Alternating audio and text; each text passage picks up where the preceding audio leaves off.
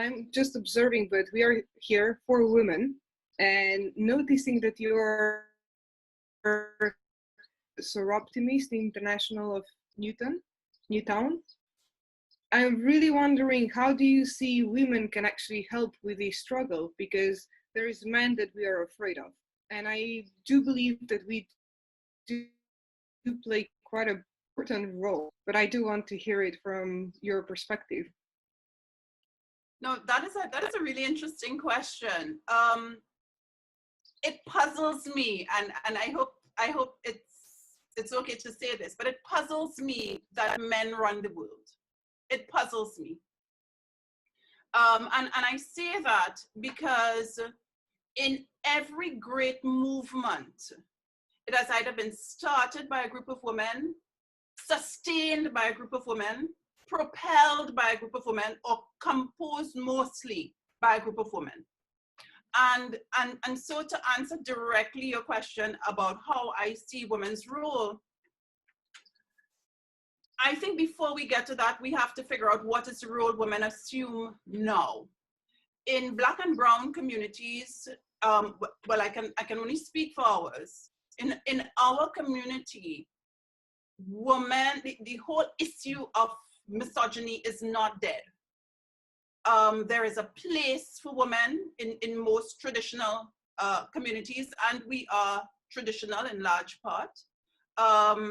And so the ascendancy, the age of the woman has not yet come, notwithstanding a female prime minister and notwithstanding the sitting president being female. I firmly believe our day has not yet come.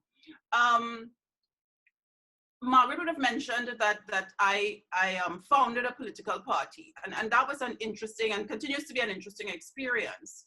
And I remember distinctly campaigning one day and mentioning that, you know, I was soliciting votes and so on. And an overwhelming amount of older people, and even some young people in some religious organizations, felt that a woman's place was not in leadership. This is recent. That a woman's place was not in leadership, that women are trying to usurp the role of men, and it's unscriptural. It's unnatural. So that until we unpack those matters, women in these movements will always be fighting several battles at the same time. You're fighting a battle for selfhood and personhood, and then you are fighting the battle in front of you, whatever it is, colorism, you know, discrimination, human rights, whatever that is. But for most women in small communities in the developing world, the battle for being recognized as a person is always a battle that is fought on a day-to-day basis, and then the other battles. So perhaps because we are fighting so many battles, this is where the power comes with, or this is what women stand for now. This is where we are positioned in our society today. We are fighting numerous fights, and this makes us powerful in a way. And we just need to channel that and kind of use that power to wisely to really tackle the social issues. Is that making us stronger in a way, or is it just, you know, stepping upon us and making us smaller? That's a good one. I'm not sure I have the answer to that. Women post slavery have had to be everything. They have had to be mother, father, man, woman, you know, hew up wood, bring off water, everything, because of how that society evolved, unnaturally evolved. So that I don't know if Black and brown women have the luxury of choosing their battles. I truly don't know that they do, because many Black and brown women are dealing with fragmented societies, stemming from fragmented families and a legacy of fragmented families that they themselves may not completely have the tools to build, but the responsibility has been thrust on them. So there are many, many layers of battle. And yes, it would be great to simply concentrate on the matter at hand, because women are agents for change. But unfortunately, yes, a lot of power is diffused with the other battles that Black and brown women did not necessarily choose. And therefore the women, I think, were able to hold the tension between those battles and still emerge, like yourself, do have a particular kind of power and an ability to hopefully help others to be able to manage that complexity as well. You know, I feel that is what Anja was getting at, that, you know, you represent the holding of that complexity and still being able to have this powerful voice. Yes, it would have been great if it didn't have to be so, but then that reminds me of a principle in life, you know, that through struggle and hardship, you know, something really beautiful can emerge, and usually does emerge if we respond to it in a particular way. So. And Anja, what Anja speaks to as well is the need for mentorship. I find when I look at the examples coming out of the first world, or the developed world, whichever is the nomenclature you're more comfortable with, the formulas for mentorship have been, you know, nicely developed and nicely packaged, and they've run the test of time and they've been refined. I think we are struggling now, and I don't use struggling negatively, but we are struggling now to put some of those things in place and to mentor the next generation of warrior women who must replace us. I think that has to be our focus, to now start to create our replacements. Yeah. I see a definite role of, Margaret had mentioned before, schools as one of the factors that people use to divide and segregate class.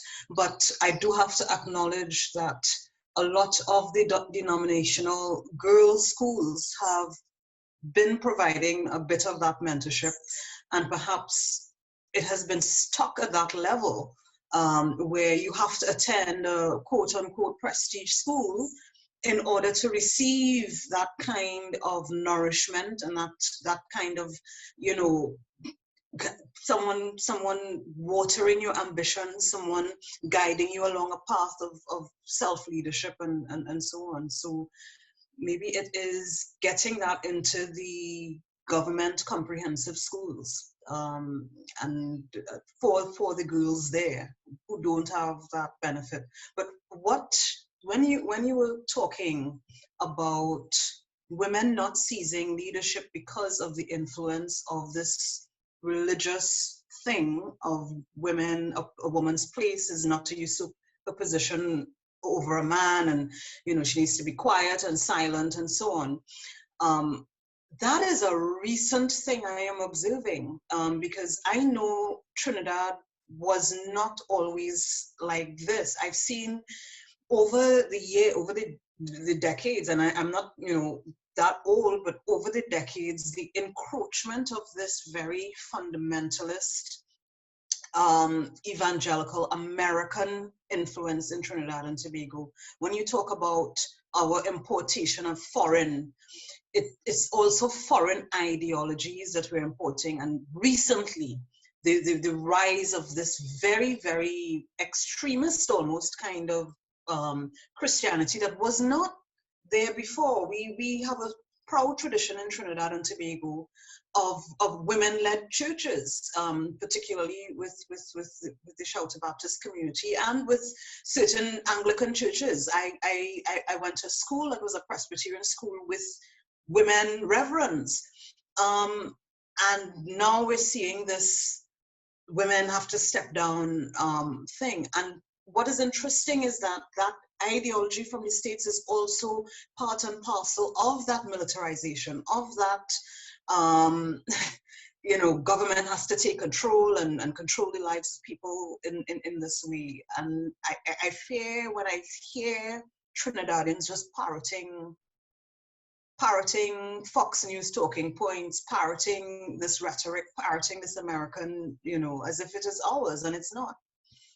How do we push back against that? Now, you know, I hear you, Jessica, that you know, you are now noticing this, but in pockets of Trinidad and Tobago, and I could speak for Tobago, religiosity has always been very important. And religiosity is marked, to my mind, by extremes, because how do you prove that you are religious if you are not super religious, right? so there is that. So it could be that your intersection with religion was very very metro-centered, you know, centered around Port of Spain, around San Fernando, and so on.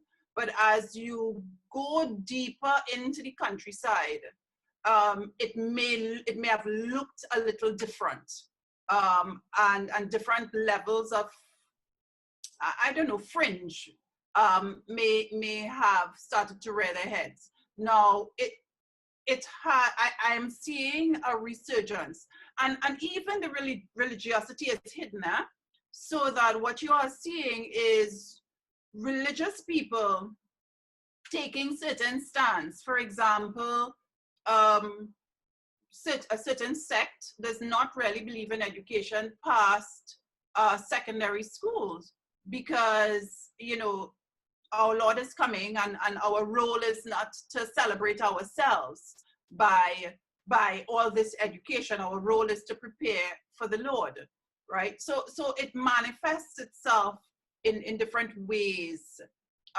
in the society.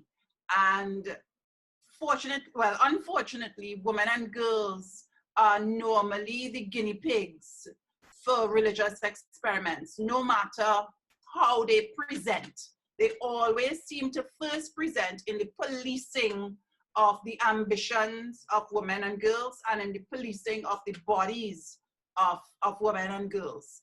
And we are seeing that. We are seeing that, you know, more and more.